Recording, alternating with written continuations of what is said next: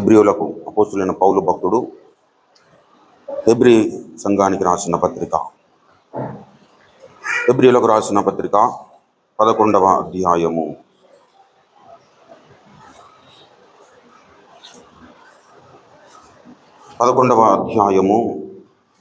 5వ వచనము చదువుతున్నాను. ప్రియులారా, చిత్తగించండి. విశ్వాసమును బట్టి హనోకు మరణము చూడకుండునట్లు కొనిపోబడెను. అతడు కొనిపోబడక మునుపు దేవునికి ఇష్టుడై ఉండెనను సాక్ష్యము పొందెను. కాగా దేవుడు అతని కొనిపోయిను గనుక అతడు కనబడలేదు. చదవబడిన ఈ యొక్క పరిశుద్ధ లేఖన భాగమును దేవుడు మన వినికిడిలో ఆశీర్వదించి ఫలింపజేయను కాక. ఆమె చిన్న మాట ప్రార్థన చేసుకుందాం. ప్రేమ నమ్మకములు కలిగిన మా యేసయ్య, సర్వాధికారి, సర్వశక్తిమంతుడా, నీతిమంతుడా, ఉన్నతుడా, ఈ యొక్క శ్రేష్టమైన, పరిశుద్ధమైన, ఘనమైన, ఉన్నతమైన, పావనమైన నామం బట్టి నీకు వందనాలు. నీ మహాకృప చేత మరొక న్యాయ ప్రభావం తండ్రి పునరుత్థాన దినమును మా బ్రతుకుల్లో మీరు అనుగ్రహించారు. అందుని బట్టి నీకు వందనాలు, స్తోత్రములు ప్రభువా. గడిచిన దినములన్నీ మా బ్రతుకుల్లో క్షేమముగా దాటిపో చేశారు. నీకు స్తోత్రములు ప్రభువా.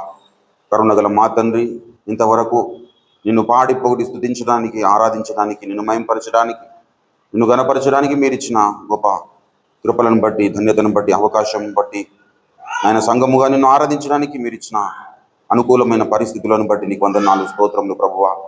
దైవమా, ఈ యొక్క సమయంలో చదవబడిన నీ యొక్క పరిశుద్ధ లేఖన భాగము కొరకై నీకు వేలాది వందనాలు, కృతజ్ఞతాస్తుతులు, స్తోత్రం ప్రభువా. చదవబడిన ఈ యొక్క పరిశుద్ధ లేఖన భాగము ద్వారా నాతో మాతో మీరు మాట్లాడండి. నిలబడిన నీ యొక్క దీన సేవకుడు కేవలం వట్టివాడే, నిష్ప్రయోజకుడే ప్రభువా. ఇక్కడ ఉంటున్న నీ యొక్క పరిశుద్ధ బిడ్డలందరిలోకెల్లా మిక్కిలి ఇచ్చినవాడు అయోగ్యుడు. నీ దాసుని నీ యొక్క శిల్వ రక్తముతో బాగుగా కడిగి పరిశుద్ధపరిచి పవిత్రీకరించి శుద్ధునిగా చేసి నీ దాసుని నోట నీ యొక్క మాటలోంచి నీ చేతి నీడలో కప్పుకొని నీ యొక్క పరిశుద్ధ ఆత్మ అభిషేకము చేత నీ దాసుని అభిషేకించుకొని నాతో మాతో మీరు మాట్లాడండి. కన్న తండ్రి, మీరు మౌనముగా ఉండే దేవుడవు కాదు నాయన, మీరు మాట్లాడే దేవుడవు కనుక నీకు వందనాలు, స్తోత్రములు ప్రభువా. మీరు మాట్లాడుచుంటుండగా వినుబుద్ధి, వినగల చెవి, గ్రహించే మంచి మనస్సును, లోబడగలిగిన జీవితములను అందరికీ ప్రసాదించి నడిపించి మహిమ, ఘనత, ప్రభావాలు మీరే పొందుకోమని అలాగున చేస్తున్నందుకు స్తోత్రం చెల్లించుకుంటూ యేసు పరిశుద్ధ నామంలో ప్రార్థిస్తున్నాం తండ్రి, ఆమేన్. దేవునికి స్తోత్రం. హల్లెలూయా, హల్లెలూయా. ప్రభువునందు నాకు అత్యంత ప్రియులారా, క్రైస్తవ విశ్వాస జీవితంలో కొనిపోబడము, ఎత్తబడము అనేది చాలా ప్రాముఖ్యమైన విషయం. విశ్వాస జీవితంలో మనకున్నటువంటి ఒక నిరీక్షణ ఏంటంటే, మనము మరణించిన తర్వాత యుగయుగాలు దేవునితో కలిసి ఉంటాము అనే నిరీక్షణ రక్షణ పొందిన ప్రతి విశ్వాసికి ఉంటుంది. అయితే రక్షణ పొందిన ప్రతి విశ్వాసి మరి యుగయుగాలు దేవునితో తప్పకుండా కలిసి ఉండాలి అంటే తన జీవితంలో తప్పకుండా అవలంబించవలసిన విషయము ఇక్కడ అపోస్తులైన పౌలు భక్తుడు హెబ్రీ సంఘానికి ఆనాడు రాస్తూ పరిశుద్ధాత్మ దేవుడు ఈరోజు మనందరితో మాట్లాడుచున్నాడు. ఏంటి ఆ విషయం అంటే, అతడు కొనిపోబడక మునుపు దేవునికి ఇష్టుడై ఉండెనను సాక్ష్యము పొందెను. హల్లెలూయా.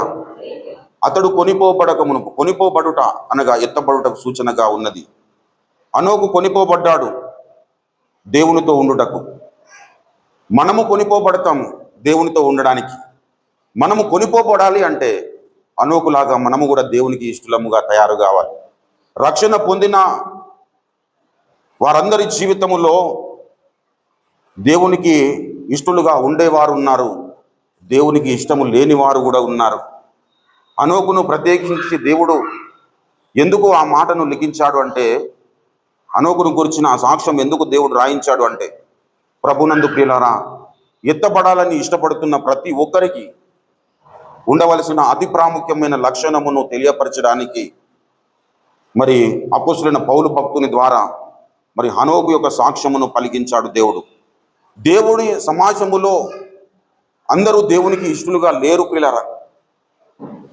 దేవుని సమాజములో రెండు గుంపులు ఉంటాయి. దేవునికి ఇష్టమైన ప్రజలు, దేవునికి ఇష్టము లేని ప్రజలు.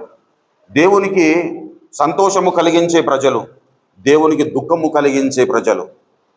దేవుడు ఆనందించే ప్రజలు, దేవుడు ఆనందించకుండా ఉండే ప్రజలు. ఇలా రెండు వర్గాలు రక్షణ పొందిన విశ్వాసులలో ఉంటారు. సమాజములో ఉన్న పరిస్థితిని గురించి నేను మాట్లాడడం లేదు పిల్లరా, సంఘమును గురించి మాట్లాడుతూ ఉన్నాను. క్రైస్తవ సమాజములో అందరూ దేవునికి ఇష్టలుగా ఉండలేరు. రక్షణ పొందిన ప్రతి విశ్వాసి దేవునికి ఇష్టడుగా ఉండాలి అంటే తన జీవితంలో దేవునితో నడిచే అనుభవము కలిగి ఉండాలి. హనోకు దేవునితో నడిచెను అని రాయబడి ఉన్నది. మరి ఆది కాండంలో మనము చూస్తాం. ఆది కాండము 5వ అధ్యాయము దయచేసి 21, 22 వచనాల్లో చూసినట్టయితే, హనోకు 65 ఏండ్లు బ్రతికి మెతుషెలెను కనెను. హనోకు మెతుషెలను కనిన తర్వాత 300 ఏండ్లు దేవునితో నడుచుచు కుమారులను కుమార్తెలను కనెను. హనోకు దినములన్నీ 365 ఏండ్లు. హనోకు దేవునితో నడిచిన తర్వాత దేవుడు అతన్ని తీసుకొని పోయాను గనుక అతడు లేకపోయాను. ప్రభునందు ప్రియమైన దేవుని బిడ్డలారా, మనల్ని దేవుడు నిత్య జీవితమునకు పాత్రులుగా ఉండడానికి పిలిచాడు. ఆశీర్వాదములకు వారసులనుగా దేవుడు మనల్ని పిలిచాడు. వెలుగు సంబంధులనుగా పిలిచాడు. చీకటిలో ఉన్నాము, ఆశ్చర్యకరమైన వెలుగులోనికి దేవుడు మనల్ని పిలిచాడు. మరణ పాత్రులముగా ఉంటున్న మనల్ని నిత్య రాజ్యపు వారసులనుగా దేవుడు పిలిచాడు. పిలువబడిన మనమందరము దేవునితో నడిచే అనుభవమును కలిగి ఉండాలి. దేవునితో నడిచే అనుభవం లేకపోతే మనము దేవునికి ఇష్టలము కాలేము. దేవునికి ఇష్టలము కాలేకపోతే మనం ఎత్తపడము అసంభవము ప్రియులారా. ఈ లోకములో అందరూ బ్రతకడానికి అవకాశం ఉన్నది, కానీ పరలోకములో పాపులు బ్రతకడానికి అవకాశము లేదు. నరహంతకులు బ్రతకడానికి అవకాశము లేదు. ఈర్ష్యపరులు బ్రతకడానికి అవకాశం లేదు. గర్విష్ఠులు బ్రతకడానికి అక్కడ అవకాశము లేదు ప్రియులారా. అది ఒక మహిమ ప్రపంచము. అక్కడ మనము నివాసము చేయాలంటే ఇక్కడ దేవునితో నడిచే అనుభవము కలిగి ఉండాలి. హల్లెలూయా. దేవునితో నడిచే అనుభవము మనం ఎప్పుడైతే కలిగి ఉంటామో దేవునితో నడుస్తున్నప్పుడు మన అడుగులు త్రొట్టుపడతాయి తప్పకుండా. నీతిమంతుడు 7 మార్లు పడిననో తప్పకుండా తిరిగి లేస్తాడు. యెహోవా వానిని లేపునన్నాడు, నిలవబెడతాడు. అయితే నడుస్తున్న వాడే పడిపోయే ప్రమాదం ఉంటుంది, కూర్చున్నవాడు పడలేడు. దేవునితో నడుస్తున్నప్పుడు తప్పకుండా మన దైనందిన జీవితంలో పడిపోయిన అనుభవాలు వస్తూ ఉంటాయి. పడిపోయిన ప్రతి పరిస్థితిలో దేవుడు నిలబెడతా ఉంటాడు. నిలబెడుతూ 300 ఏండ్లు దేవునితో నడిచాడు ప్రభునందు ప్రియులారా. హనోకు 300 ఏళ్లలో అనేక సార్లు తొట్టిపడిన పరిస్థితులు మనము రాయబడలేదు, కానీ ఆయన జీవితంలో ఉండి ఉంటాయి. మానవుడు కదా, ఆదాములో ఉన్నటువంటి పాప నియమము హనోకులో కూడా ఉంది కదా. మేలైనది చేయవలనన్న కోరిక నాకు కలిగినది, కానీ అలాగూ చేయుట నాకు కలగటం లేదు అన్నాడు రోమాపత్రిక 7వ అధ్యాయములో. కాబట్టి ఆ పాప నియమము హనోకులో కూడా ఉండింది, కానీ దేవుడు అతన్ని నిలబెడుతూ వచ్చాడు. ఒక టైం వచ్చింది, ఆ టైంలో దేవునికి ఇష్టడుగా మారిపోయాడు పిల్లలు. రక్షణ పొందిన ప్రతి విశ్వాసి పరలోక రాజ్యములో మనము దేవునితో కూడా ఉన్నతమైన స్థితిలో మనము నివాసము చేయాలి అంటే దేవునికి ఇష్టలముగా ఉండెను అని సాక్ష్యము మనం అందరము కలిగి ఉండాలి. మనుషుల దృష్టికి ఇష్టడుగా ఉండాలనుకున్నవాడు ఎప్పుడు కూడా దేవుని దృష్టికి ఇష్టడు కాలేడు పిల్లలు. అపోస్తలుడైన పౌలు భక్తుడు చెబుతాడు, గలతీ పత్రిక 1వ అధ్యాయము దయచేసి 10వ వచనము చూడండి. ఇప్పుడు నేను మనుషుల దయను సంపాదించుకున్న చూచుచున్నానా, దేవుని దయను సంపాదించుకున్న చూచుచున్నానా? నేను మనుషులను పెట్టగోరుచున్నానా? నేను ఇప్పటికీ మనుషులను వాడనైతే క్రీస్తు దాసుడను కాకయే పోవుదును. ప్రభునందు ప్రియులారా, మనుషుల దయను సంపాదించుకునాలనుకుంటే, మనుషులను సంతోషపెట్టాలనుకుంటే, మనుషుల మెప్పును మనము పొందుకునాలనుకుంటే మనం ఎప్పుడుగా క్రీస్తుకు దాసులము కాలేము, క్రీస్తుతో నడవలేము. క్రీస్తుతో నడిచే ప్రతి భక్తుని జీవితంలో లోకస్తులు కొంతమంది నిందిస్తూనే ఉంటారు, ద్వేషిస్తూనే ఉంటారు. లోకస్తులు అనేక విధాలుగా దాడులు చేస్తూనే ఉంటారు. దేవునితో నడిచే ప్రతి భక్తుడు దృష్టి పెట్టాల్సిన వ్యక్తి నజరేయుడైన యేసుక్రీస్తు ప్రభువారు. దేవునితో నడవాలనుకుంటున్న ప్రతి భక్తుడు దేవుని మీదనే దృష్టి పెట్టాలి. మనుషులు ఏమనుకుంటారనే దాని మీద దృష్టి పెడితే మనము దేవునికి దాసులము కాలేము, దేవునికి ఇష్టలము కాలేము. మనుషులు ఏమనుకుంటారో, అయ్యో నేను ఇంతకాలం ఇక్కడ బ్రతికినాను కదా, మనుషులు ఏమనుకుంటారో, నా సొంత వాళ్ళు ఏమనుకుంటారో, నా కుటుంబీకులు ఏమనుకుంటారో అని ఒకవేళ అబ్రహాము ఆలోచించి ఉంటే దేవుని దృష్టికి ఇష్టడు కాకనే పోయేవాడు. అబ్రహామును గురించి దేవుడు ఏమన్నాడు తెలుసా? నా స్నేహితుడైన అబ్రహాము అన్నాడు. హల్లెలూయా. మోషే ఒకవేళ ఐగుప్తు ధనమునే, ఐగుప్తు యొక్క ఐశ్వర్యమును, ఐగుప్తులో ఉంటున్నటువంటి సమాజం యొక్క ప్రేమనే పొందుకోవాలనుకుంటే దేవునికి ఇష్టడు కాకపోయేవాడు. అతడు ఎటువంటి వాడంటే దేవుడు ముఖాముఖిగా మాట్లాడినటువంటి అనుభవం కలిగిన వాడు. సంఖ్యాకాండము దయచేసి 12వ అధ్యాయములో మనం చూసినట్లయితే మోషేను గురించి దేవుడు ఈ మాటలు రాయిస్తాడు. 12వ అధ్యాయము దయచేసి 7వ వచనము చూడండి, 6 నుంచి చదవండి. వారిద్దరు రాగా ఆయన నా మాట వినుడి, మీలో ప్రవక్త ఉండిన ఎడల యెహోవాకు నేను దర్శనమిచ్చి అతడు నన్ను తెలుసుకొనున్నట్లు కలలో అతనితో మాట్లాడుతును. నా సేవకుడైన మోషే అట్టివాడు కాడు. దేవుని నామానికి స్తుతి కలుగును గాక. అతడు నా ఇల్లంతటిలో నమ్మకమైన వాడు. నేను గూఢభావములతో కాదు, దర్శనమిచ్చి ముఖాముఖిగా అతనితో మాట్లాడుతును. అతడు యెహోవా స్వరూపమును నిదానించి చూచును. కాబట్టి నా సేవకుడైన మోషేకు విరోధముగా మాట్లాడుటకు మీరేలా భయపడలేదు? ప్రభునందు ప్రియులారా, మోషే నా ఇల్లంతటిలో నమ్మకమైన వాడు. ఎందుకు అంటే మోషే దేవుని మాటకు విధేయుడుగా జీవించాడు. ఇశ్రాయేలు ప్రజల రక్షణ కొరకు తన్ను తాను ప్రతిష్ఠించుకున్నాడు. సమయం వచ్చేదాకా వెయిట్ చేశాడు. దేవుని చిత్త ప్రకారంగా నడిపించాడు. అనేక మార్లు ఇశ్రాయేలు ప్రజలు మోషే మీద తిరుగుబాటు చేసినా కానీ అతడు సహించాడు, సాత్వికుడుగా జీవించాడు పిల్లరా. కాబట్టి దేవుడికి మోషే అంటే ఇష్టం. హల్లెలూయా. కాబట్టి అందరి ప్రవక్తలతో నేను కలలో మాట్లాడతాను, కానీ మోషే అటువంటి వాడు కాడు. దర్శనం ఇచ్చి ముఖాముఖిగా నేను అతనితో నా స్వరూప దర్శనము, హల్లెలూయా, దేవుని స్వరూప దర్శనము పొందుకున్నటువంటి మహనీయుడు మోషే భక్తుడు పిల్లరా. అతడు దీని మీద దృష్టి పెట్టాడు. నేను మనుషులకు ఇష్టడుగా ఉండాలని కాదు, నేను దేవునికి ఇష్టడుగా ఉండాలని దేవునితో నడవడము బాల్యము నుండి సాధనము చేశాడు. కాబట్టి ప్రభునందు ప్రియులారా, మనము ఎత్తబడాలి అంటే మనకు ఉండవలసిన లక్షణము దేవునితో నడిచే అనుభవం కలిగి ఉండాలి. మనము ఎత్తబడాలి అంటే దేవునికి ఇష్టలముగా తయారు కాగలగాలి. దావీదుని గురించి దేవుడు అంటాడు, నా ఇష్టానుసారమైన మనుషుని నేను ఒకని కనుగొని ఉన్నానన్నాడు.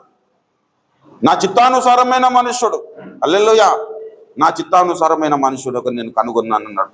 1 సమూయేలు గ్రంథము 13వ తన చిత్తానుసారమైన మనుష్యుడిని, దేవుని నామానికి స్తుతి కలుగునుగాక. నీవు గైకొనక పోతివి గనుక, దేవుని నామానికి స్తుతి కలుగునుగాక. అతడు ఏం చేశాడు? దేవుడు ఏం చేశాడు? అతన్ని తన ప్రజల మీద అధిపతిగా ఉండడానికి నియమించుకున్నాడు. దేవునితో నడుస్తున్నప్పుడు నిత్యము మనము దేవునికి ఇష్టలముగా బ్రతకాలి. సౌలును దేవుడు ఏర్పాటు చేసుకున్నాడు. ఇశ్రాయేలు ప్రజలు అన్నారు, మాకు ఒక రాజు కావాలన్నప్పుడు ఆ రాజ్యం అంతటిని పరిశీలన చేసినప్పుడు సౌలు దేవుని దృష్టికి యోగ్యుడుగా కనబడ్డాడు. సౌలును దేవుడు అభిషేకించుకున్నాడు. అభిషేకించుకొని అతన్ని ఇశ్రాయేలు ప్రజల మీద రాజుగా నియమించాడు. రాజుగా నియమించిన తర్వాత మరి దేవునికి అవిధేయుడైపోయినాడు. కొంతకాలానికి దేవుడు చేయమన్న మాటను చేయకుండా తన ఇష్ట ప్రకారంగా నడుచుకున్నాడు. ఆ కారణాన్ని బట్టి దేవుడు అంటాడు, బలులు అర్పించుట కంటే మాట వినుట శ్రేష్టము అంటాడు. నువ్వు అమాలేకీయులను అందరినీ హతము చేయమంటే క్రొవ్విన వాటిని, పనికొచ్చే వాటిని సపరేట్ చేస్తాడు. అన్నింటినీ చంపి అన్నిటిని హతము చేయమన్నప్పుడు అన్నిటినీ హతము చేయగలగాలి. దేవుడు ఆజ్ఞాపించిన ఆజ్ఞను మనము ధిక్కరించదు ప్రియులారా. దేవుడు ఆజ్ఞాపించిన ఆజ్ఞను ఎప్పుడైతే ధిక్కరించే స్వభావం మనలోనికి వస్తుందో అప్పుడే మన పతనం ప్రారంభమైపోతుంది. దేవునికి ఇష్టడుగా ఉన్నాడు ఒకప్పుడు, కానీ అనుదినము దేవునికి ఇష్టడుగా ఉండలేకపోయాడు. అన్ని విధాలుగా దేవుడు అతన్ని హెచ్చించాడు, కానీ ఆధిక్యతను కాపాడుకోలేకపోయాడు. కారణం ఏంటి? దేవునితో నడిచే అనుభవమును కోల్పోయాడు. దేవునికి ఇష్టడుగా ఉండే అనుభవంను కోల్పోయాడు.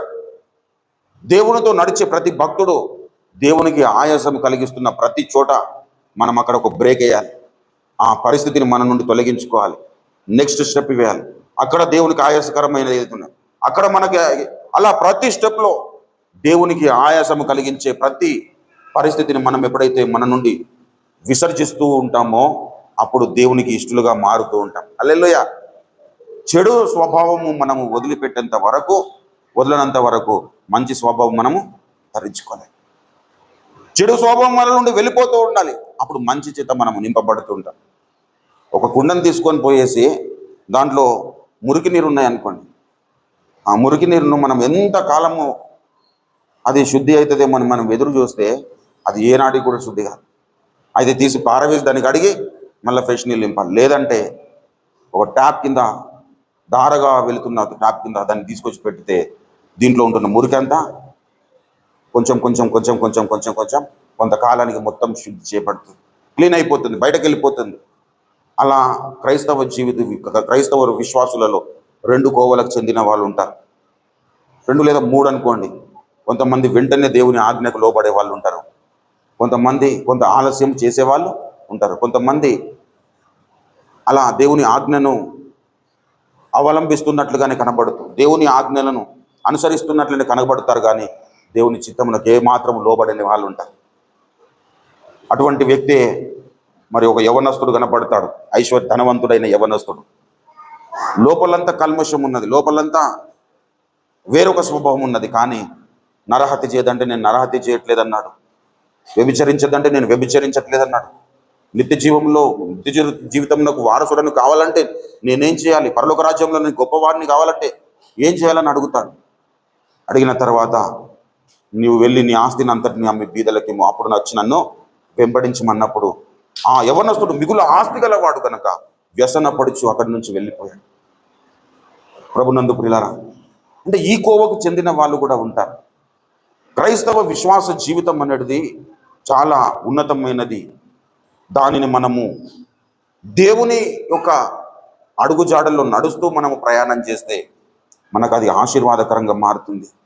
రక్షణ పొందిన తర్వాత మనము ఎత్తబడకపోతే చాలా ప్రమాదం ఏర్పడుతుంది. రక్షణ పొందిన తర్వాత విడవబడడం అనే పరిస్థితి మన జీవితంలో ఉండద్దు. రక్షణ పొందిన తర్వాత మనము ఎత్తబడకపోవడం అనే పరిస్థితి మన జీవితంలో ఉండొద్దు. అంటే ప్రతిరోజు దేవునితో నడిచే అనుభవం మనం కలిగి ఉండాలి.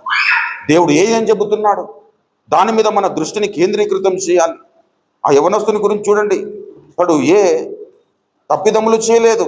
దయచేసి చూడండి 19వ అధ్యాయము మత్తయి సువార్త 19వ అధ్యాయము 16వ వచనము నుంచి చూసినట్లయితే, ఇదిగో ఒకడు ఆయన వద్దకు వచ్చి, బోధకుడా, నిత్య జీవము పొందుటకు నేను ఏ మంచి కార్యము చేయవలనని ఆయనను యేసు దగ్గరికి రావడం ఒక వింత.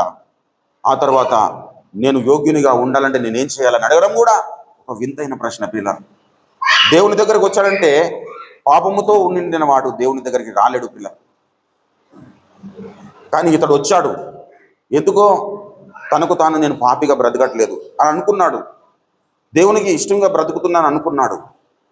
అతడు నిజం వాస్తవానికి వ్యభిచారం చేయలేదు, నరహత్య చేయలేదు, దొంగిలి లేదు, తల్లిదండ్రులను సన్మానించాడు, అన్ని చేశాడు, మంచి కార్యాలు ఉన్నాయి. కానీ అతడు విడవబడ్డాడు. పిల్లలు 2 కార్యాలు అక్కడ అడుగుతున్నాడు. దేవుని దగ్గరకు వచ్చాడు.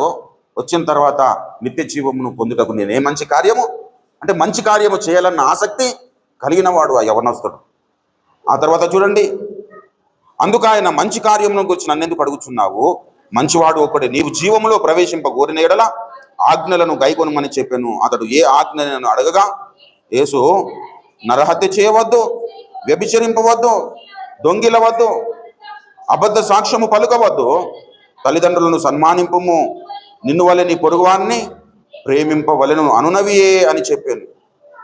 ప్రభునందు ప్రియులారా, జీవములో ప్రవేశింపగోరిన అంటే దేవుని చేత ఉపదేశము పొందుకుంటున్నాడు. హల్లెలూయా. దేవుని చేత ఉపదేశింపబడ్డాడు. అప్పుడు ఏమంటున్నాడు ఆ యవనస్తుడు ఆజ్ఞలను గురించి మాట్లాడిన తర్వాత, అందుకు ఆ యవనుడు, ఇవన్నీ అనుసరించునే ఉన్నాను, ఇక నాకేమి కొదువా అని ఆయనను అడిగాను. హల్లెలూయా. అందుకు యేసు, నీవు పరిపూర్ణుడవగుటకు కోరిన ఎడల నీవు పోయి నీ ఆస్తిని అమ్మి బీదలకిమ్ము, అప్పుడు పరలోకమందు నీకు ధనము కలుగును. హల్లెలూయా. అంటే పరిపూర్ణము కావాలి. రక్షణ పొందిన మనమందరము, దేవుని దగ్గరకు వచ్చిన మనమందరము పరిపూర్ణమైన వ్యక్తిత్వము కలిగి ఉండాలి. మత్తయి సువార్త 5వ అధ్యాయం నిండా చెబుతాడు. అనేకమైన ధన్యతలను గురించి మాట్లాడుతూ, ఆ తర్వాత నీ కన్ను అభ్యంతరపరిస్తే దాన్ని నిన్ను తొలగించుకునము, నీవు అంగహీనుడవై పరలోక రాజ్యము చేరడం మేలు అంటాడు. అన్ని అంగాలు కలిగి నువ్వు నరకములో పడవేయబడుట కంటే నువ్వు కుంటివాడవై, లేదంటే గుడ్డివాడవై, లేదంటే చెవిటివాడవై, ఏదో ఒక అంగహీనుడవై నువ్వు నిత్య జీవంలో ప్రవేశించడం మేలు అని చెబుతూ అంటాడు. చివరి వచనంలోకి వచ్చేసరికి, నీవు పరలోకపు తండ్రి పరిపూర్ణుడు కనుక నీవును, అంటే అన్ని ధన్యతలు మనం సంతరించుకునాలి. మొదటి వచనం నుండి శిష్యులందరూ కొండైకి కూర్చున్నప్పుడు మరి శిష్యులతో అంటాడు, ఆత్మ విషయమై దీనులైనవనడు ధన్యులు. అంటే దేవునికి మనము ఇష్టలము కావాలంటే, మనము పరిపూర్ణమైన వ్యక్తిత్వమును కలిగి జీవించాలంటే మనం ఏం చేయాలి? ఆత్మ విషయమై దీనులమై ఉండాలి. ఆ తర్వాత ఏమన్నాడు? ధన్యతలను గురించి మాట్లాడుతూ, దుఃఖపడు వారు ధన్యులు, వారు ఓదార్చబడుదురు.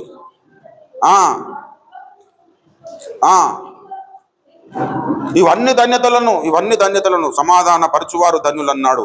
నీతి నిమిత్తము హింసింపబడువారు ధన్యులు అన్నారు. నా నిమిత్తము జనులు మిమ్మల్ని నిందిస్తారు, అబద్ధ సాక్ష్యం పలుకుతారు మరి అని చెప్పి సంతోషించి ఆనందించుడు పరలోకమందు మీ ఫలము అధికమగును అని చెప్పాడు.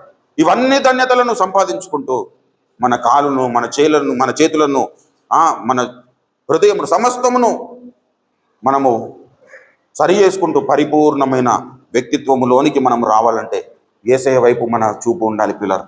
ఎందుకో ఈ లోకము వైపు చూస్తే ఈ లోకంలో ఎవరు కూడా పరిపూర్ణులు లేరు కాబట్టి నువ్వు కూడా అపరిపూర్ణుని ఉంటావు. కాబట్టి యేసు వైపు చూడు. ఈ పరలోకపు తండ్రి పరిపూర్ణుడు కనుక నీవును పరిపూర్ణులుగా ఉండేదరని.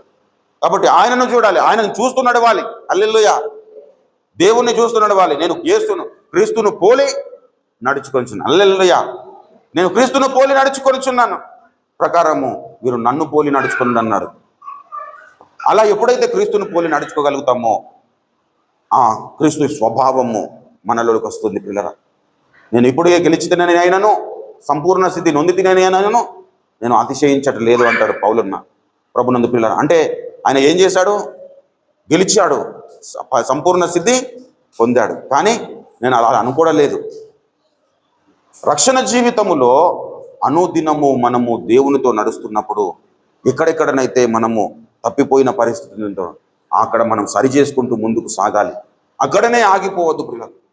అక్కడనే ఆగిపోయినట్లయితే మనం ముందుకు సాగలేము, దేవునికి ఇష్టలము కాలేము. దేవునికి ఇష్టలం కావాలంటే ప్రతి ఆజ్ఞను మనము తప్పక మన జీవితంలో నెరవేర్చబడాలని మనము ఆశించాలి. దాని కొరకు ప్రయాసపడాలి. పరిశుద్ధత కొరకు ప్రాణమునైనా లెక్క చేయకుండా ప్రయాసపడాలి పిల్లలు. యోసేపు పొతిఫర్ భార్య విషయంలో ఇలా ఒకవేళ నేను ఈ రాణికి సహకరించకపోతే నా బ్రతుకు ఏమైపోతుందో అని చెప్పేసి యోసేపుకు తెలియదా? కానీ అక్కడ దేవుని దృష్టికి నేను అన్యాయస్తుడని అయిపోతా, పరమందున దేవుని దృష్టికి నేను పాపినైపోతా. కాబట్టి లోకము నన్ను చంపేసినా పర్వాలేదు. ఇప్పుడు రాణి ఆమె చెప్పిన వెంటనే అందరూ ఏం చేశారు? యోసేపును తీసుకుపోయేసి చెరసాలలో వేశారు. యోసేపు బాధపడలేదు. ఆయనలో ఇంకొక బాధ ఉన్నది. నేను ఈ తప్పు చేస్తే వీరందరి దృష్టికి నేను యోగ్యునిగా ఉంటాను. ఎందుకంటే రాణి ఆయనను మెచ్చుకున్న తర్వాత ఇంకా రాజ్యమంతా యోసేపుదే. కానీ అక్కడ ఒక దృష్టి చూస్తూ ఉన్నాడు.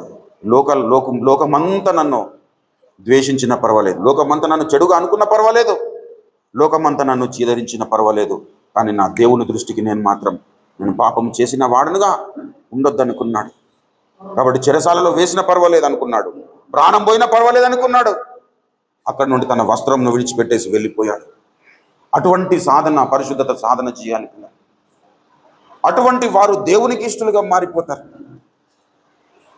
అబ్రహాము దేవునికి ఇష్టడు, మోషే దేవునికి ఇష్టడు, దావీదు దేవునికి ఇష్టడు, ప్రభునందు ప్రియులారా.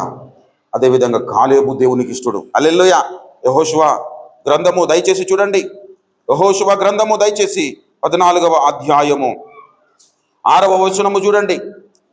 యూదా వంశస్థులు యెహోషువ యొద్దకు రాగా కేనేజీయుడగు యెఫున్నె కుమారుడైన కాలేబు అతనితో ఇలాగు మనవి చేసెను.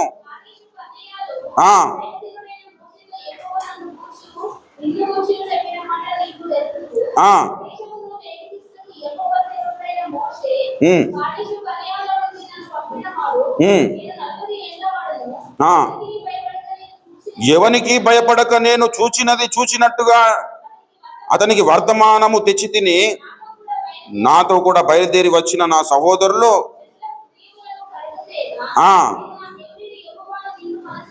దేవుని నామానికి స్తుతి కలుగును గాక. ఎటువంటి పరిస్థితులు ఉన్నా కానీ అక్కడ భయపడలేదు పిల్లలు. అక్కడ అమాలేకీయులను చూశాడు. వెళ్ళి చూసిన తర్వాత అక్కడ ఎటువంటి పరిస్థితులు ఉన్నాయి, ఆ పరిస్థితులన్నీ భయపడకుండా తీసుకొచ్చి చెప్పేశాడు. అందరూ వెళ్ళారు, అందరూ భయపడ్డారు. కానీ కాలేబు నిండు మనస్సుతో నేను నా దేవుడైన యెహోవాను నిండు మనస్సుతో అనుసరించి తిని, ఆ దినమున మోషే ప్రమాణము చేసి, నీవు నా దేవుడైన యెహోవాను నిండు మనస్సుతో అనుసరించితివి గనుక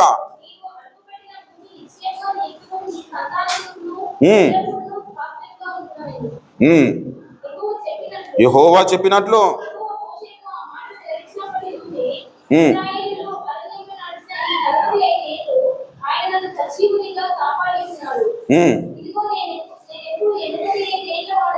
ఇప్పుడు నేను 85 ఏళ్ల వాడను. మోషే నన్ను పంపిన నాడు నాకెంత బలమో నేటి వరకును నాకంత బలము. యుద్ధము చేయుటకు గాని వచ్చుచు పోవచ్చుటకు గాని నాకెప్పటి అట్లు బలమున్నది. హల్లెలూయా. ప్రభునందు ప్రియమైన దేవుని బిడ్డలారా, దేవుని ఆత్మచేత నింపబడ్డాడు, పరిశుద్ధాత్మ పూర్ణుడు కాలేబు నిండు మనస్సుతో దేవుని అనుసరించాడు. అతడు కోరుకుంటున్న ప్రదేశం ఏది? మరి అరణ్యముగా ఉంటున్నటువంటి ప్రదేశం. అమాలేకీయులు, అక్కడ అనాకీయులు ఉంటున్నటువంటి ప్రదేశం. 12 చూడండి. కాబట్టి ఆ దినమున యెహోవా సెలవిచ్చిన ఈ కొండ ప్రదేశమును నాకు దయచేయము, అనాకీయులను ప్రాకారములకు గొప్ప పట్టణములను అక్కడ ఉన్న సంగతి ఆ దినమున నీకు వినబడెను. యెహోవా నాకు తోడై ఉండిన ఎడల యెహోవా సెలవిచ్చినట్టు నా దేశమును వారి దేశమును స్వాధీనపరుచుకొందును. హల్లెలూయా. ప్రభునందు ప్రియులారా, అందరూ సాధారణంగా ఏమడుగుతారు? మంచిగా సారవంతంగా ఉంటున్నటువంటి నేలను, ప్రదేశాన్ని అడుగుతారు. కానీ ఈ కాలేబు మరి కొండ ప్రదేశము నాకు దయచేయము, అనాకీయులను ప్రాకారముల గొప్ప పట్టణములను అక్కడ ఉన్నవని సంగతి ఆ దినమున నీకు వినబడినన్నాడు. అనాకీయులు అంటే గొప్ప శరీరములు కలిగిన వారు. ప్రభునందు ప్రియులారా, అమాలేకీయులు, అనాకీయులు వీరందరూ మరి దేవదూతలు నరులతో పాపము చేసినప్పుడు పుట్టిన ఒక వికృతమైన జాతి ప్రియులారా. వారు 70 అడుగుల ఎత్తు. అటువంటి వారిని చూసి అక్కడ ఉండి నేను ఆ కొండ ప్రదేశం నాకు కావాలంటున్నాడు. ఎందుకు అంటే దేవునికి ఇష్టడుగా ఉన్నాను కాబట్టి, దేవుని యందు నమ్మకం కలిగి ఉన్నాను కాబట్టి, నాకు ఎప్పటి అట్లు నాకు బలం ఉన్నది కాబట్టి నేను వారిని జయించగలుగుతానన్న నమ్మకం ఇతనిలో ఉన్నది. దేవుడు నాకు సహాయం చేస్తాడనుకున్నాడు. 40 సంవత్సరాల ప్రాయంలో ఉన్నప్పుడు నాకు ఎటువంటి బలం ఉండిందో ఇప్పుడు నాకు అదే బలం ఉన్నది అంటున్నా. కారణం ఏంటి? ప్రభునందు ప్రియులారా, కారణం ఏంటంటే నిండు మనస్సుతో దేవుణ్ణి ప్రేమించాడు, దేవుని అనుసరించాడు. భౌతికంగా మన జీవితంలో మనము నీరసించిన, భౌతిక జీవితంలో మనము అనారోగ్యముతో ఉన్న, ఆధ్యాత్మికంగా మనము నిరంతరము బలపరచబడుతూ ఉండాలి. ఆధ్యాత్మికంగా మనము బలవంతులముగా ఉండాలి. పిల్లలు ఎప్పుడు అని చెబుతున్నాడు. అక్కడ చూడండి 13వ వచనంలో ఒక మాట అంటాడు, యెఫున్నె కుమారుడైన కాలేబు ఇశ్రాయేలు దేవుడైన యెహోవాను నిండు మనస్సుతో అనుసరించువాడు గనుక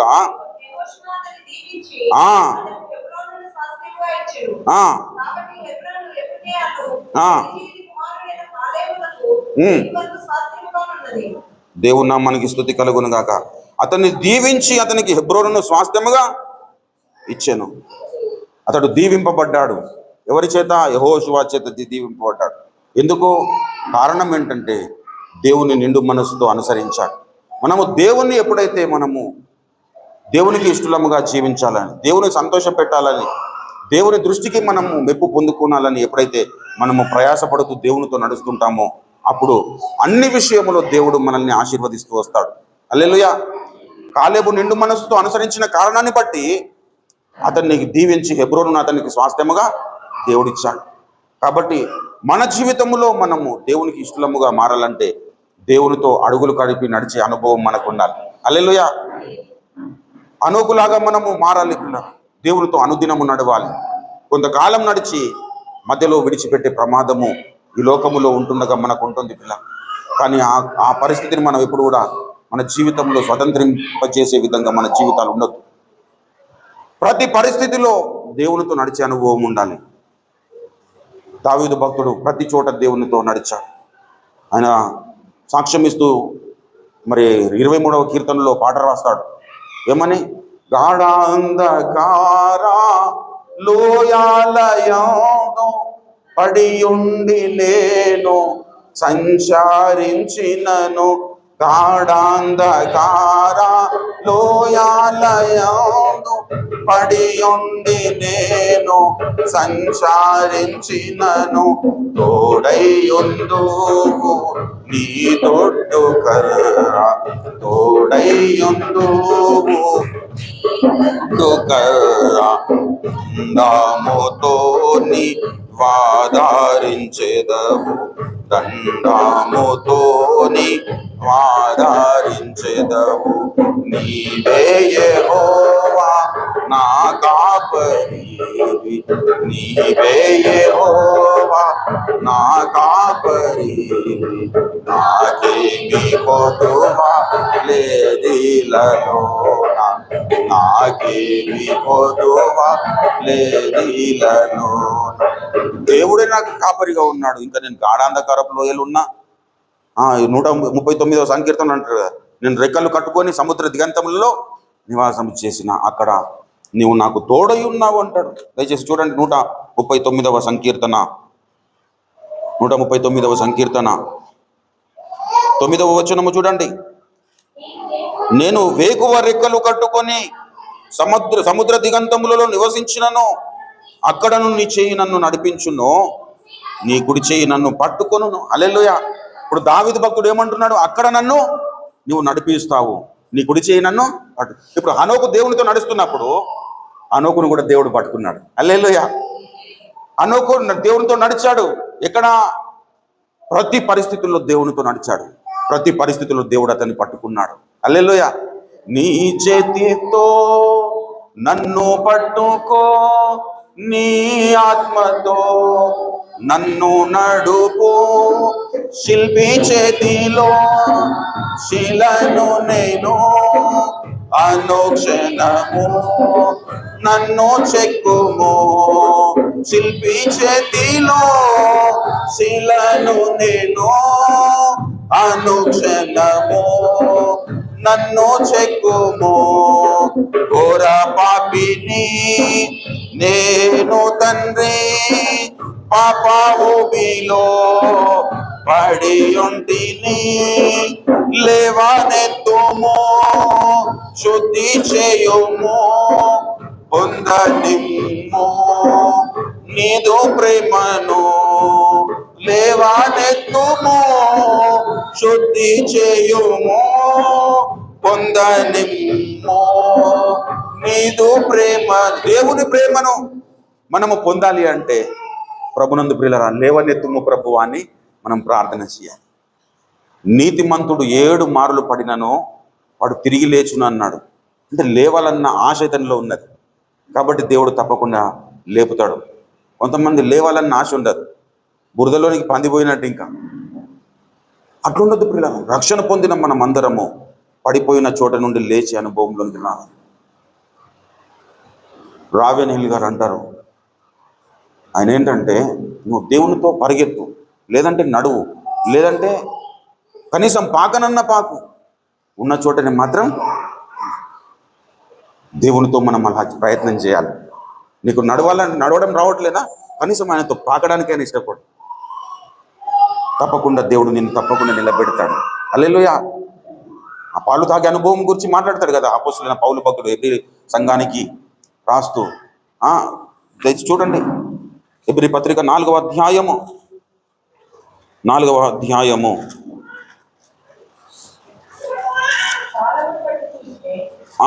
మరియు 13 చూడండి. మరియు పాలు తాగు ప్రతివాడు శిశువే గనుక నీతి వాక్యము విషయములు అనుభవము లేనివాడై వయసుకు వచ్చిన వారు అభ్యాసము చేత మేలు కీడులను వివేచించుటకు సాధకము చేయబడిన జ్ఞానేంద్రియములు కలిగి ఉన్నారు కనుక బలమైన ఆహారము వారికి. ఇప్పుడు ఇక్కడ ఎవరు రెండు కోవలకు చెందిన వ్యక్తులు కనబడతా ఉన్నారు. ఒకరేమో పాలు తాగేవారు, ఒకరేమో బలమైన ఆహారం. బలమైన ఆహారము తినే స్థితిలోనికి మనం ఎప్పుడు రాగలుగుతాము అంటే అక్కడనే చెబుతున్నాడు, వయస్సుకు వచ్చిన వారన్నారు. వయస్సు రావాలి ప్రియులారా. మాకు ఒక చిన్న చెల్లెలు కలదు కానీ దానికి ఇంకా వయసు. అలా అన్నయ్యలు బాధపడతా ఉన్నారు. అలా మన జీవితాలు ఉండద్దు. మన జీవితాలు దేవునితో నడిచే అనుభవంలో ఉండాలి ప్రియులారా.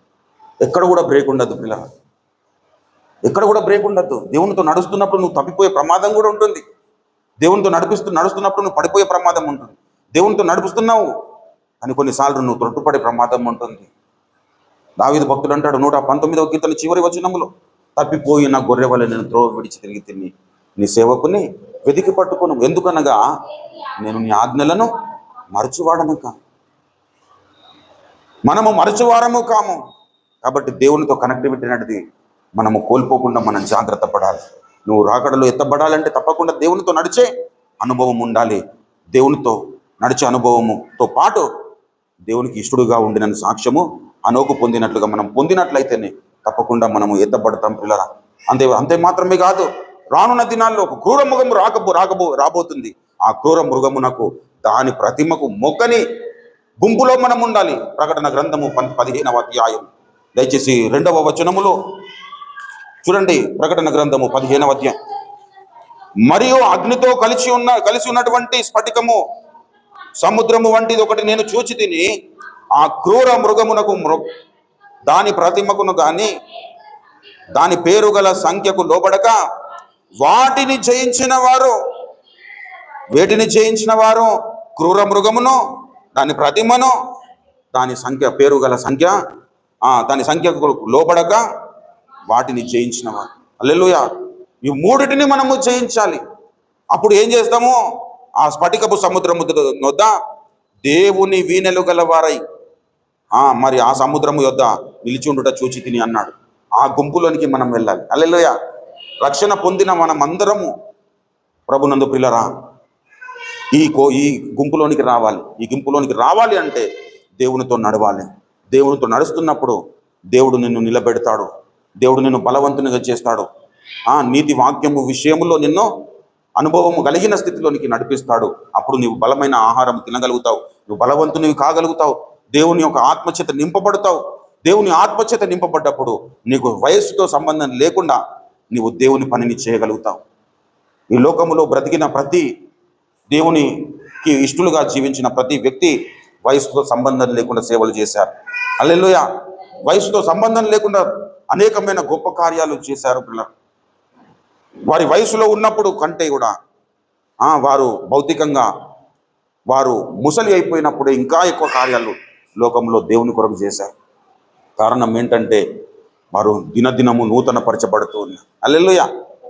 ఇప్పుడు ఈరోజు నూతన పరచబడ్డాం గడిచిన జీవితం గురించి. రేపటికి మనము వెళ్ళిన తర్వాత ఆ నూతన పరిచింది ఆ పాతదైన స్థితిని అంతటిని మనం మళ్ళా కోరుకోవద్దు. అదని ధరిస్తే మనం నూతన పరచబడడం అసంభవం అవుతుంది.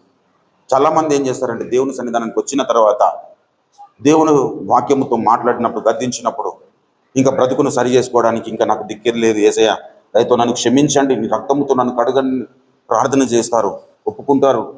తర్వాత మరలా వెళ్ళిన తర్వాత సోమవారం బాగానే ఉంటారు, మంగళవారం బాగానే ఉంటారు, బుధవారం కొంత పాతదైన జీవితం జ్ఞాపకం వస్తుంటారు, పాత తలంపులు జ్ఞాపకం వస్తుంటారు.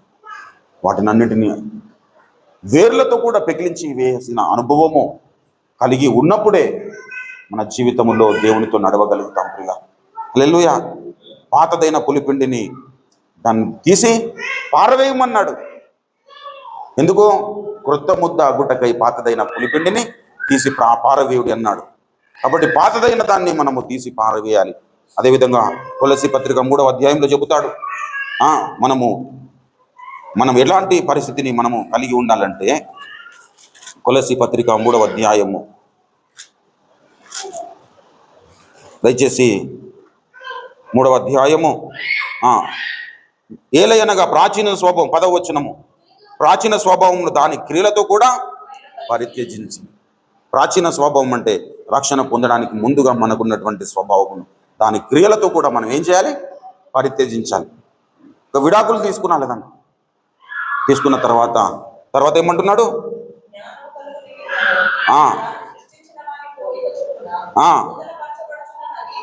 నూతన పరచబడుచున్న నవీన స్వభావమును ధరించుకొని ఉన్నారు ప్రభునందు ప్రియులారా.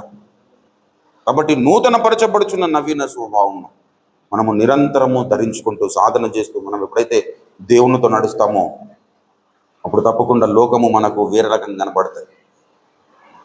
లోకము ఒక భక్తునికి ఇష్టముగా ఉన్నదంటే తప్పకుండా ఆ వ్యక్తి దేవునికి అయిష్టుడుగా ఉంటాడు. ఒక వ్యక్తి దేవునికి ఇష్టడుగా బ్రతుకుతున్నాడంటే లోకము అయోగ్యంగా కనబడుతుంది. ఒక వ్యక్తి లోకము యోగ్యంగా కనబడుతుందంటే అతనికి దేవుడు అయోగ్యంగా కనబడుతుంది, అసహ్యంగా కనబడతాడు. కాబట్టి ఆయన క్రియలు చేయాలంటే ఇష్టం ఉండదు. అందుకే అంటాడు, చాలామంది రక్షణ పొందుతున్న వారిని గురించి, మీరు దేవుని ఎరుగుదుమని చెప్పుదురు కానీ అవిధేయులను అసహ్యులను ప్రతి సత్కార్యము విషయంలో భ్రష్టులనై ఉండి తమ క్రియల వలన దేవుని ఎరగమన్నట్లున్నారన్నాడు. తీతుకు రాసిన పత్రిక 1వ అధ్యాయము చివరి వచనంలో చెబుతారు. దేవుని ఎరుగుదుమని చెబుతున్నారు అంటే రక్షణ పొందిన వారందరూ దేవుని ఎరుగుదుమని చెప్పుకుంటున్నారు. కానీ వారిలో ఎటువంటి వ్యక్తిత్వం కలిగిన వారు ఉన్నారట? అసహ్యులట. ఎవరికి అసహ్యులో? దేవునికి అసహ్యులు ప్రియులారా. మరి ఆనాడు ఇశ్రాయేలు కూడా దేవునికి అసహ్యులుగా ఉన్నారు.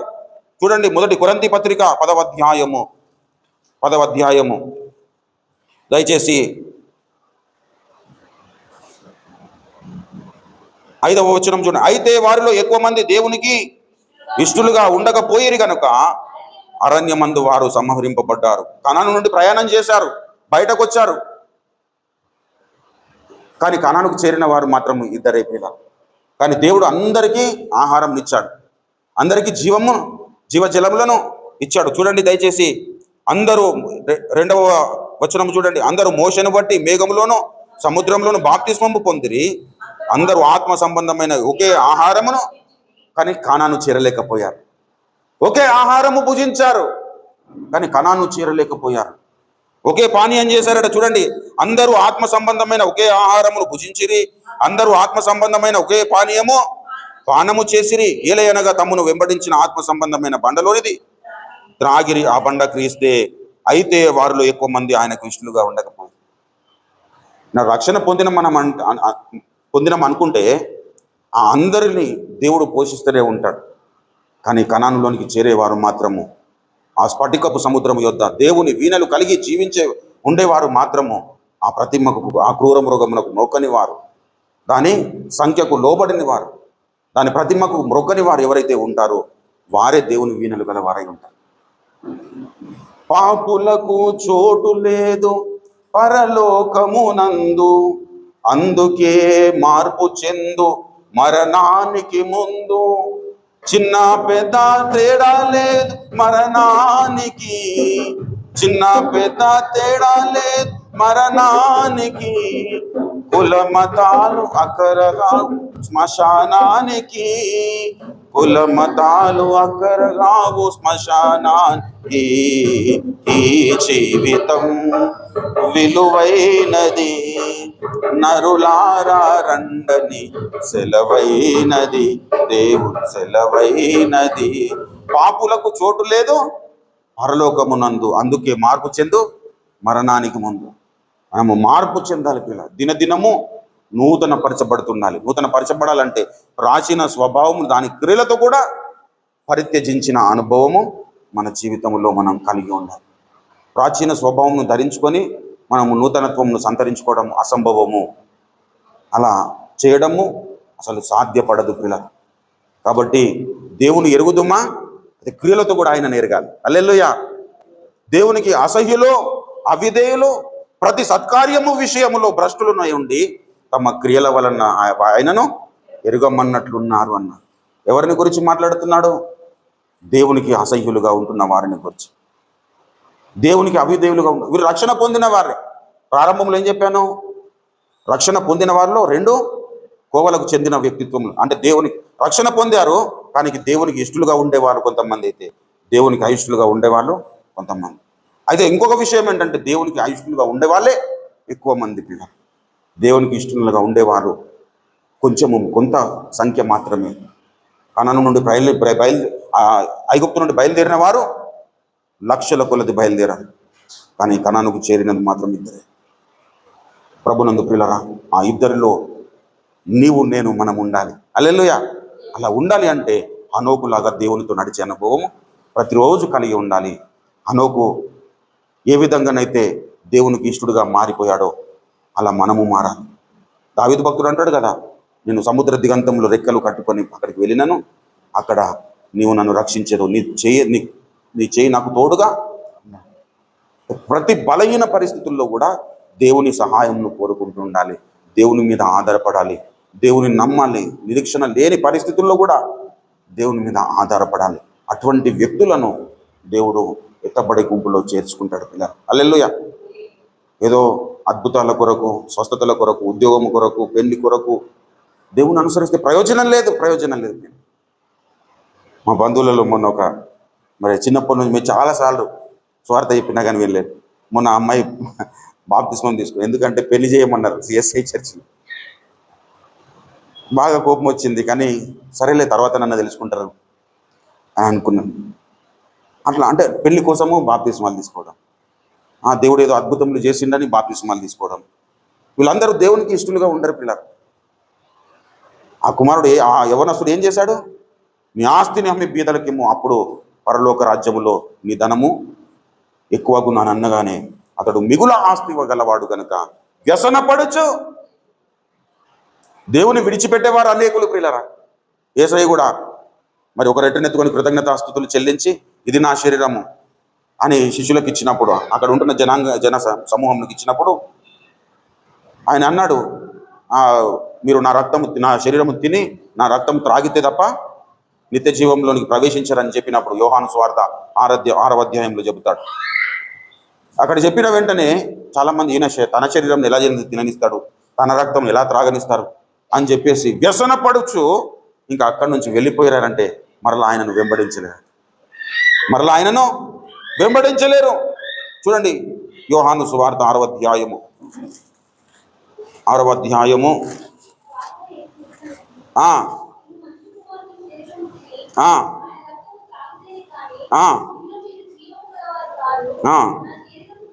నా శరీరమును తిని నా రక్తము త్రాగువాడే నిత్య జీవము గలవాడు, అంత్య దినమున వాని నేను లేపుదును.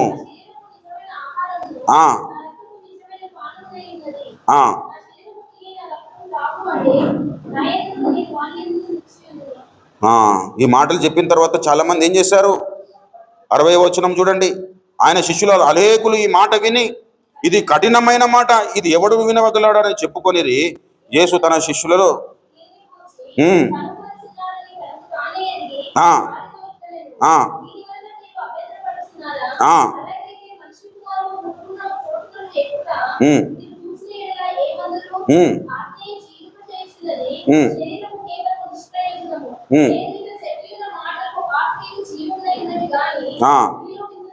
మీలో విశ్వసించని వారు కొందరు ఉన్నారని వారితో విశ్వసించిన వారెవరో తాను అప్పగించే వారెవరో మరి యేసునికి తెలియను అన్నాడు. మరియు ఆయన తండ్రి చేత వానికి కృప అనుగ్రహింపబడకుంటే అప్పటి నుండి ఆయన శిష్యులలో మరి ఎన్నడూ ఆయనను వెంబడింపలేరు. అప్పుడు యేసయ్య ఏమంటున్నాడు? కాబట్టి యేసు మీరు కూడా వెళ్ళిపోవాలని ఉన్నారా అని 12 మందిని అడగగా సీమోను పేతురు ఏమంటున్నాడు? ప్రభువా, ఎవని యొద్దకు వెళ్ళుదాము? నీవే నిత్య జీవపు మాటలు కలవాడవు. హల్లెలూయా. నీవే దేవుని పరిశుద్ధుడవని మేము విశ్వసించి ఎరిగి ఉన్నామని ఆయనతో. హల్లెలూయా. ప్రభునందు ప్రియులారా, దేవుని దగ్గరకు వచ్చారు. అక్కడ రాయబడి ఉన్న మాట చూడండి, ఆయన శిష్యులలో అనేకులు అన్నాడు. శిష్యులు అంటే యేసయ్యను ఎరగని వారా? అక్కడ 66వ వచనంలో ఏమంటాడు? అప్పటి నుండి ఆయన శిష్యులలో అనేకులు ఆయనకు వెనుక తీశాను. ప్రభునందు ప్రియులారా, శిష్యులుగా ఉంటున్న వారమైన మనమందరము దేవునికి ఇష్టముగా బ్రతకాలి. హల్లెలూయా. మనకు నచ్చినా నచ్చకపోయినా దేవుడు చెప్తున్న ప్రతి మాటను మనము నమ్మాలి, విశ్వసించాలి, లోబడాలి. అది ఎలాంటిదైనా పర్వాలేదు, దాని మీద మనము స్థిరమైన విశ్వాసం ఎప్పుడైతే కనపరుస్తామో అప్పుడు దేవుడు మనలను అంగీకరిస్తాడు. శిష్యులైన వారు విశ్వసించక దేవుణ్ణి విడిచి వెళ్ళిపోతున్న తరుణాన్ని చూస్తూ ఉన్నాం. అదేవిధంగా దేవునికి అయిష్టులుగా బ్రతికి లోకములో మరి శక్తి సామర్థ్యములను సంపాదించుకోవాలని చూసి కోరహు భ్రష్టుడైపోయినాడు. ఎమ్రేలు భ్రష్టులైపోయినారు. మరలా ఆయనను యేసయ్యను వెంబడించలేదు వారు. దేమా ఏ లోకమును స్నేహించి నన్ను విడిచి తెస్సలోనికకు వెళ్ళిపోయానన్నాడు. మరలా ఇప్పుడు వెంబడించలేదు ప్రియులారా. అంటే దేవుణ్ణి ఎరిగిన వారు కానీ దేవునికి అవిధేయులు. వారిని దేవుడు ఇష్టపడడు ప్రియులారా. దేవుడు ఎవరినైతే ఇష్టపడతాడో వారినే దేవుడు ఎత్తబడి గుంపులోనికి చేర్చుకుంటాడు. దేవుడు ఎవరినైతే ఇష్టపడతాడో వారు చేయవలసిన అతి ప్రాముఖ్యమైన కార్యం ఏంటంటే దేవునితో నడవాలన్న తలంపు కలిగి ఉండాలి. హల్లెలూయా. నీతిమంతులమైన మనము అడపదడప ప్రతి విషయంలో మనం తప్పకుండా స్థిరులముగా కదలని వారుగా ఉంటామని కాదు, ఉండుడని చెప్పాడు. మీరు స్థిరులను కదలని వారును ప్రభు కార్యాభివృద్ధి అందు ఎప్పటికీ ఆసక్తులనై ఉండుడని చెప్పాడు. ఆ మాట ఎందుకు చెప్పాడు? లేరని కాబట్టి. నీతిమంతుడు 7 మార్లు పడిన తిరుగు లేచినని చెప్పి ఎందుకు ఆ మాట చెప్పాడంటే, నీతిమంతుడైన వాడు లోకములో జీవిస్తుండగా ఏదో ఒక దుమ్మో ధూలో లేదంటే మరకనో ఏదో ఒకటి అంటుతుంది. ఆ అంటిన చోటని మనం ఉండడానికి వీల్లేదు. తప్పకుండా లేవాలన్న తలంపు కలిగి ఉండాలి. ఆ అనుభవము, ఆ ఆలోచన ఎవరిలోనైతే ఉంటుందో వారే ఎత్తబడి గుంపులో ఉంటారు. ఆ ఎత్తబడి గుంపులో మనం ఉండకపోతే రక్షణ పొంది ప్రయోజనం లేదు. క్రైస్తవులము అని చెప్పుకోవడానికి కాదు మనం బ్రతుకుతున్నది, దేవునితో మనము నివాసము చేయడానికి మనం క్రైస్తవులముగా మనము ఏర్పరచబడ్డాం. హల్లెలూయా. లోకములో మనము క్రైస్తవులమని చెప్పుకోవడానికి మనము రక్షణ పొందలేదు. దేవునికి ఇష్టముగా మనం మారడానికి మనం రక్షణ పొందాం. దేవునికి ప్రీతికరమైన జీవితం జీవించడానికి మనం రక్షణ పొందాం. కాబట్టి ఒక్కసారి మనల్ని మనము పరీక్షించుకోవడానికి ఉపక్రమిద్దాం. అనోకు వల్లే దేవునితో నడుచుతున్నామా లేదంటే ఆగిపోతున్నామా? అనోకు వల్లే దేవునికి ఇష్టముగా బ్రతుకుతున్నామా లేదంటే దేవునికి ఇష్టము లేని జనాంగముగా మన జీవితాల్లో ఉన్నాయా? ఒక్కసారి మనల్ని మనము స్వపరీక్ష చేసుకుందాం. దేవుడు ఈ మాటలు మన వినికిడిలో ఆశీర్వదించి ఫలింపజేయును గాక. ఆమేన్. రండి ప్రియులారా, మనం ప్రార్థన చేసుకుందాం. ఎవరికి వారము స్వపరీక్ష చేసుకుందాం. దేవునితో సమాధానం పడే సమయము, దేవుని కృపను పొందుకునే సమయము, దేవుని క్షమాపణను పొందుకునే సమయం. ప్రియులారా, ఎవరము కూడా నిర్లక్ష్యంగా ఉండద్దు. ఎవరికి వారం స్వపరీక్ష చేసుకుందాం.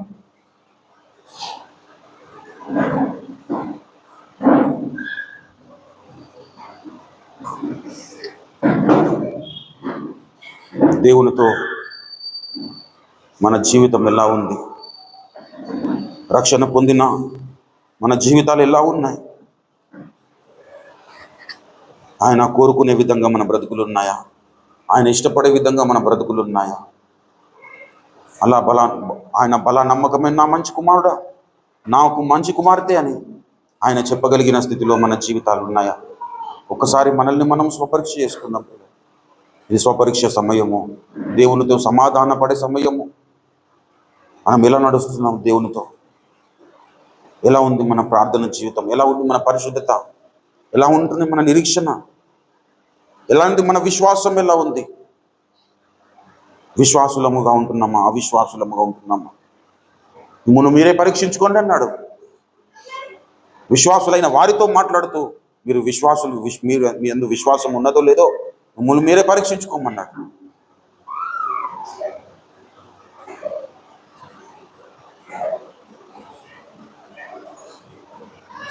మనల్ని మనము పరీక్షించుకుందాం పిల్లరా.